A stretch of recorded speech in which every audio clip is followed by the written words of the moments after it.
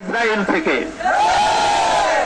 সেই ইন্ডিয়া থেকে, এবং তার বাস্তবায়ন করছে এ দেশের প্রেতাত্মারা, যারা গত 16 বছর এই আওয়ামী ফেসিবাদের এবং এই আওয়ামী ফেসিবাদের মদতপুষ্ট ছিল, তাদের পদলেহন করেছে এবং তাদের মদদে ওলামায়ে কেরামের বিপক্ষে, সাধারণ তাবলীগী ভাইদের বিপক্ষে তারা দাঁড় করিয়েছে।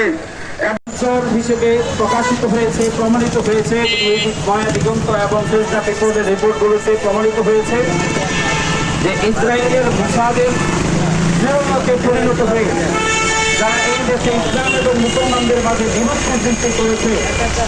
ইসলামের অত্যন্ত গুরুত্বপূর্ণ একটি বিধান দাওয়াত তাবলীগের এই অত্যন্ত বরকতময় একটি কার্যক্রমকে যা বেগবান ছিল তাকে তারা ব্যাঘাত ঘটিয়েছে। এর মধ্যে অস্থিতিশীলতা তৈরি করেছে, ভাইয়ে ভাইয়ে শত্রুতা পরিণত করেছে। এক ভাই আরেক ভাই যারা একই প্লেটে খাবার খেত তাদের মাঝে আজকে বৈরিতা তৈরি করেছে এবং আজকে সেই এক ভাই আরেক ভাইয়ের বুকে ছুরি আঘাত করতে তারা আজকে ভয় পাচ্ছে না।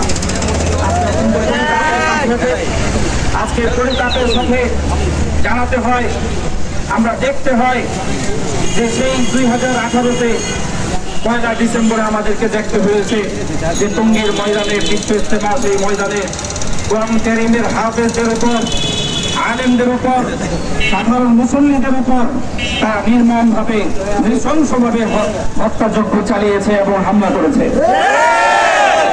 আজকে সেই সময়ে ফেসিবাদের দোসররা ফেসিবাদের মদত পাওয়ার কারণে তারা শাস্তির আওতায় আসতে পারে নাই, যে কারণে তাদের দম্ভ অনেক বেড়ে গিয়েছে, যে কারণে তারা মনে করেছে যে এখনো পর্যন্ত আমরা যদি আবার উম্মতের উলামায়ে কেরাম এবং সাধারণ মুসল্লিদের উপর যদি আমরা হামলা চালাই তাহলে হয়তো আবারও পার পেয়ে যাব।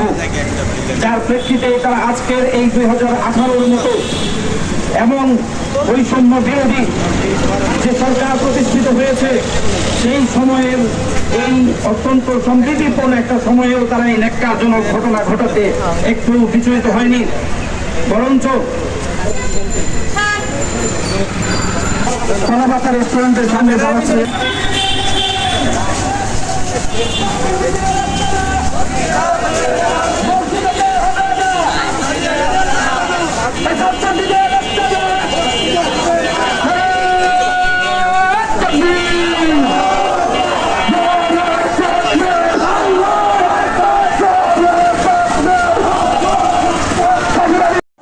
যুক্তিতে যখন তারা টিকতে পারে নাই তখন তারা অযুক্তির পথকে বেছে নিয়ে, হত্যাযজ্ঞের পথকে বেছে নিয়েছে, হামলার পথকে বেছে নিয়েছে।